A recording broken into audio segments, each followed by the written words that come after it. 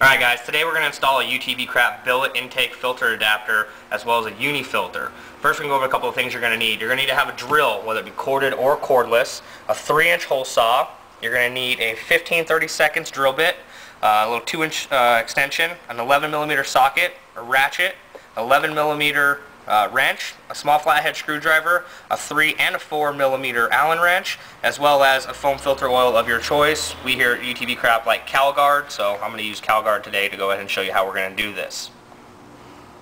Alright guys, first thing we have to do is take the factory airbox out of the Rhino. To do this, you're going to need a small flathead screwdriver to pull the 2 push pins off of this side, and a 3mm Allen key to pull the boot off of this side. To help you get the box out of there, it also helps if you take the 4mm Allen off the carburetor side of the boot to pull the whole entire system out.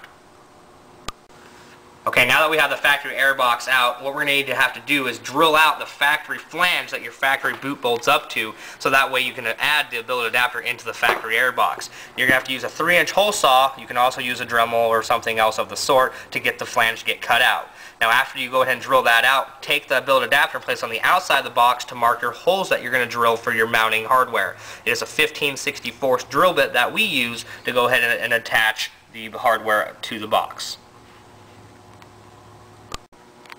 Okay, now that we've already drilled the hole out for the billet adapter to fit through as well as your mounting holes, you're going to take the billet adapter logo side facing towards the carburetor. It should slide right in and seat up very nicely. Take the supply bolt and hardware that we give you, push it through.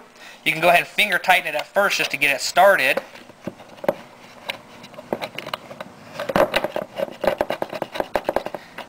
And do that 3 more times. Alright guys, just a note, when you're doing the bottom ones, it's a lot easier if you have an extension to go ahead and get underneath the billet adapter as well as a little intake part of the box that kind of gets in the way there.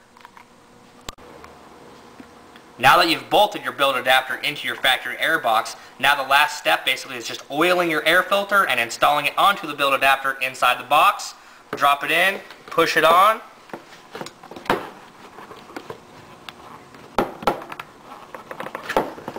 Snug down the clamp, put the airbox back in the car.